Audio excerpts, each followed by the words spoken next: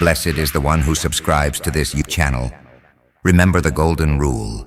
Treat others as you want to be treated. Welcome to Spirituality in Society. Okay, get this right. Imagine you've been super into your faith your whole life, going to church every week, doing all the things, and then bam, you find out this whole idea of a worship service. Oh. And that'd be totally made up. Yeah. Wow. That's what we're going to dig into today. What did the very first Christians actually do when they got together? Right. We've got this awesome YouTube video from a New Testament scholar, Tom Wadsworth, and we're going deep into the transcript. Cool. Seriously, get ready to rethink some stuff. It is kind of wild how much we just assume about church, huh? Totally. We just think, oh, it's Sunday, gotta go to worship. But it wasn't always like that. Not even close. So Wadsworth is a total Bible expert, and after years of studying, it hit him. The New Testament almost never uses the word worship to talk about Christian gatherings. And he's not the only one who noticed this, right? Nope. Tons of scholars from all different kinds of churches have been saying this since the 1950s. Really? That long? Yeah, they use words like astonishing, startling. They can't believe how different it was back then. Interesting. One guy, Franklin Young, straight up said Christians had nothing to do that could be called worship in the cultic sense. Oh. Right. That's intense. And by cultic, he means tied to a specific system of religious worship. Okay. Lots of rituals and all about the divine. Gotcha. Then there's this other scholar, Robert Banks. He points out that Paul, wrote all those letters in the New Testament. Never once, not once, did Paul say people went to church mainly to worship. Makes you think, what were they doing then? Yeah. If it wasn't like what we think of as worship. Exactly. See, back then, worship was all about temples, sacrifices, priests, super formal. But after Jesus died, Everything changed. yeah. So picture this. It's not some fancy temple, it's a house church. Okay. No robes, no incense, just normal people hanging out in their everyday clothes, probably sitting on couches, totally focused on teaching each other and supporting one another. So different from what we picture.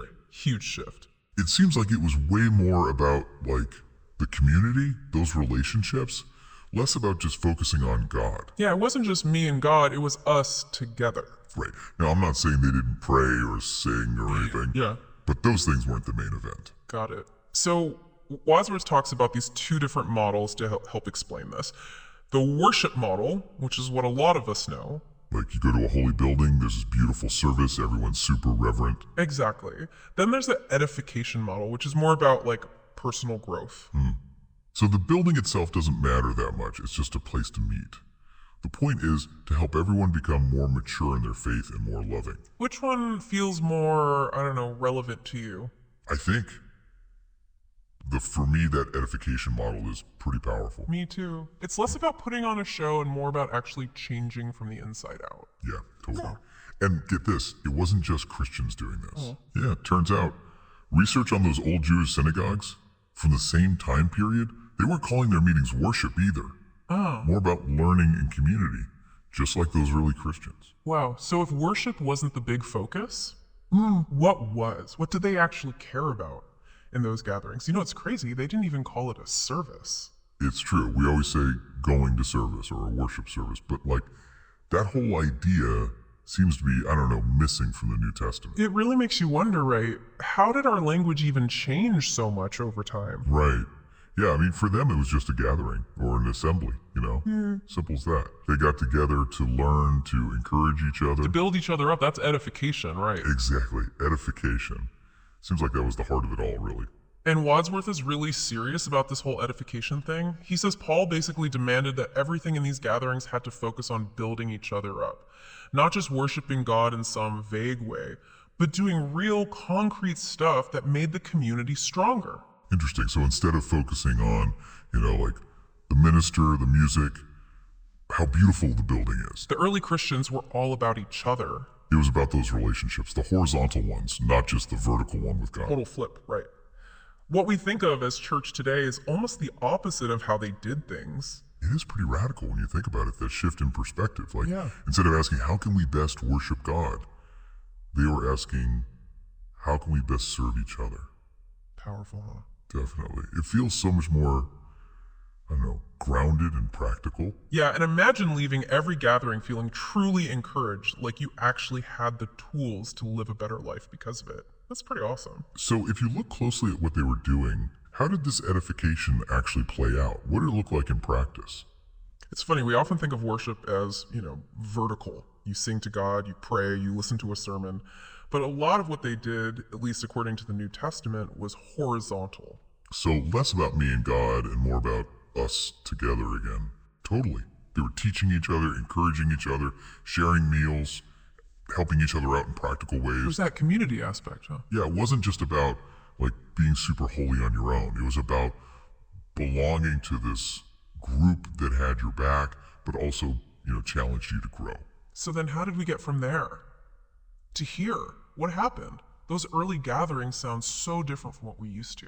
It's a big question. I mean, the shift from focusing on edification to focusing on worship didn't happen overnight. It was a process, centuries really. Lots of stuff mixed in together to cause that shift. Totally. History, culture, theology, Yeah. all kinds of factors. So how do we even start to, untangle that web? Well, let's think about the temple. Okay. In the Old Testament, the temple was everything. Sacrifices, rituals, priests. It was the place to be if you wanted to connect with God. It was like the physical representation of that connection. Exactly. But then, Jesus. Right. He changed everything. His death kind of made the temple irrelevant. In a way, yeah, it's like he became the ultimate sacrifice. Yeah. So it created this void, didn't it? It did. If the temple wasn't the center of worship anymore, then what was? Where was God's presence? How were people supposed to connect with him? Show their devotion? It's like they had to reinvent the whole concept of worship from the ground up. Yeah. Figure out what it meant to connect with God and with each other in this new world without the temple. And their solution, meeting in homes, edification, community, it was truly unique. But it didn't stick around forever. What caused that shift away from those simple gatherings? Well, as Christianity grew, it started bumping into the Roman Empire. And the Roman Empire had some pretty strong opinions on how religion should work. So the Roman Empire, big, powerful, how did they change things? Well, Roman religion was all about structure, like super organized. Temples, priests, rituals, sacrifices, very formal, very top down. And as Christianity became more popular, It started to kind of like absorb some of that Roman style. exactly, it was a gradual blend. And it really took hold when, Christianity became the official religion of the whole empire. yeah, think about it. Suddenly you've got imperial support, money, big buildings, a need to organize all these new Christians. So those little house churches turned into giant cathedrals, and those intimate gatherings became these big formal ceremonies. Right, and the language shifted too. They started using the word worship more and more to describe these events. Less about mutual support, more about reverence and awe directed toward God. Like, look at how amazing God is. Exactly. And you know what else comes in around this time? Liturgy. Ah, yeah. Those set prayers and rituals and responses. Which honestly makes sense for those larger gatherings, right? You need some kind of order, some uniformity, Keeps things from getting too chaotic. right? But it also reinforced this idea that worship was something you did for God, not something you experienced with each other. So it's amazing to see how history shaped how we do church today. But knowing all this, are we stuck with this worship model, even if it's not what those first Christians did? It's a good question, and honestly a tough one. No easy answers.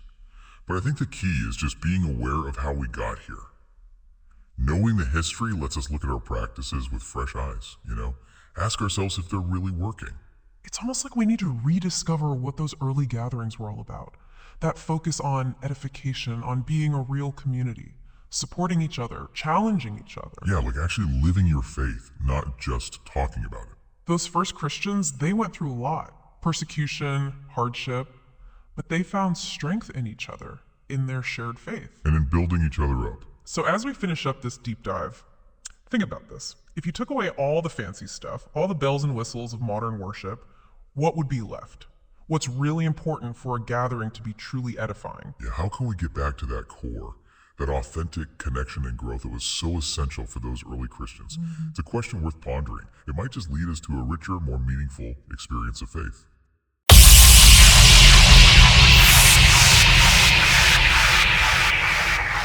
Blessed is the one who subscribes to this channel. Remember the golden rule. treat others as you want to be treated.